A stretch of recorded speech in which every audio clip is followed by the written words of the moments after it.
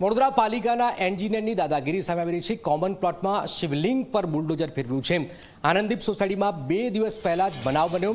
સોસાયટીમાં રહેતા કીર્તિ 4 ફૂટે બુલડોઝર ફેરવ્યું। સવારે શિવલિંગની સ્થાપના બાદ બપોરે બુલડોઝર ફેરવી દેવાયું। અધિકારીએ સત્તાનો દુરુપયોગ કર્યો હોવાનો આક્ષેપ છે। આપ જોઈ રહ્યા છો, કોમન પ્લોટમાં શિવલિંગ પર બુલડોઝર ફેરવી દેવાયું છે। આનંદદીપ સોસાયટીમાં 2 દિવસ પહેલા જ આ બનાવ બન્યો હતો। અમે શિવલિંગ અને શિવ પરિવારમાં સ્થાપના કરી હતી અને બુલડોઝર એક આપણે કીર્તિ ચારપોટ કરીને જે વીએમસીમાં કામ કરે છે એવું ક્લેમ કરે છે અને સોસાયટીમાં જ રહે છે, એને આવીને તોડાવી નાખ્યું। નાનું અમથું મંદિર જેવું નહોતું, ઓટલો જ કહેવાય, એ ઓટલાને થોડો મોટો કર્યો। અમે મંદિરનું કોઈ બાંધકામ નહોતું કર્યું, એમાં કોઈ કન્સ્ટ્રક્શન નહોતું, ઓનલી ઓટલો હતો અને ઓટલા પર પછી શિવલિંગની સ્થાપના કરી કે ભાઈ રોજ બિલીના ઝાડ નીચે પૂજા કરીએ છીએ તો શિવજીની પૂજા થાય। અને એ સવારે 5 વાગે સ્થાપન કર્યું પહેલા જ સોમવારે, અને તરત જ એમ કે 2 વાગ્યાની આસપાસ તો તોડી નાખ્યાનું કોઈ આજુબાજુથી ફ્લેટમાંથી મેસેજ આપ્યો કે તમારું મંદિર તોડે છે। જોવા આવ્યા હતા તો શિવલિંગ અને ઉઠાઈને લઈ ગયા હતા। कौन से तोड़नार कौन સોસાયટીના જ છે।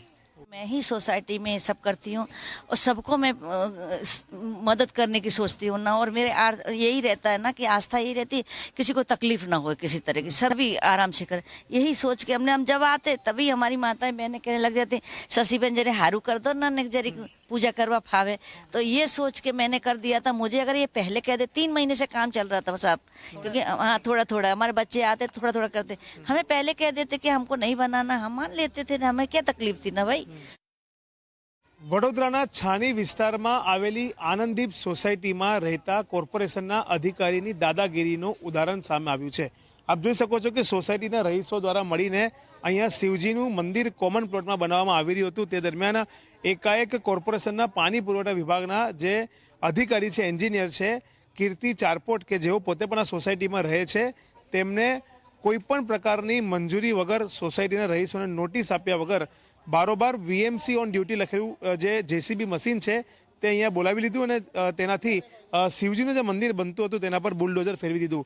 અને તેના કારણે મંદિરની જે આ રીતના બુલડોઝર ફેરવી દેતા અહીંયાના જે રહીશો છે તેમની આસ્થાને ઠેસ પહોંચી છે અને તેમને આ સમગ્ર મામલામાં અત્યારે રોષ વ્યક્ત કર્યો છે। તેમનું કહેવું છે કે સોસાયટીના કેટલાક લોકો દ્વારા મંદિર બનાવવાના કામને લઈને વિરોધ કરવામાં આવે છે અને કેટલાક લોકો મંદિર બનાવવાના કામને સમર્થન આપી રહ્યા છે અને તેને લઈને સોસાયટીમાં અત્યારે મંદિરને લઈને 2 ભાગમાં સોસાયટી વેચાઈ ગઈ છે, પરંતુ મોટાભાગના લોકો મંદિર બનાવવાની સમર્થનમાં હોય તે પ્રકારની સ્થિતિ અહીંયા જોવા મળી રહી છે।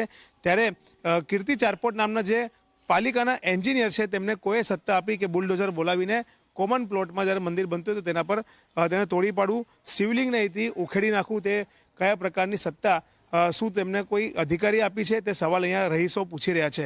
રહીશોની આજે માંગણી છે કે આવા અધિકારી સામે મ્યુનિસિપલ કમિશનર સ્ટ્રિક્ટ એક્શન લે।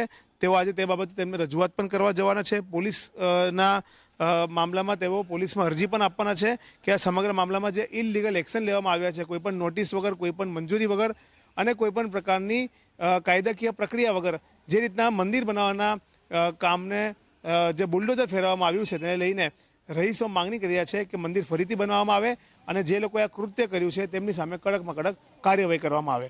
કેમેરામેન મુકુંદ દવે સાથે રવિ અગ્રવાલ, જી24 કલાક, વડોદરા। સોસાયટીના કેટલાક રહીશો કીર્તિ ચારપોટના સમર્થનમાં કોઈ પણ મંજૂરી વગર મંદિર બનાવતું હોવાનો પણ આરોપ લગાવ્યો। મેં નહીં પરંતુ સોસાયટીના રહીશો ભેગા થઈને જેસીબી બોલાવ્યું હતું। સોસાયટીના કેટલાક લોકો ગેરકાયદે મંદિર સમિતિ બનાવી છે। 2 સોસાયટી એક છે પણ 2 ફાટા છે અને આ સ્થિતિની વચ્ચે કોઈ પણ મંજૂરી વગર મંદિર બનાવતું હોવાનો પણ આરોપ લાગ્યા છે।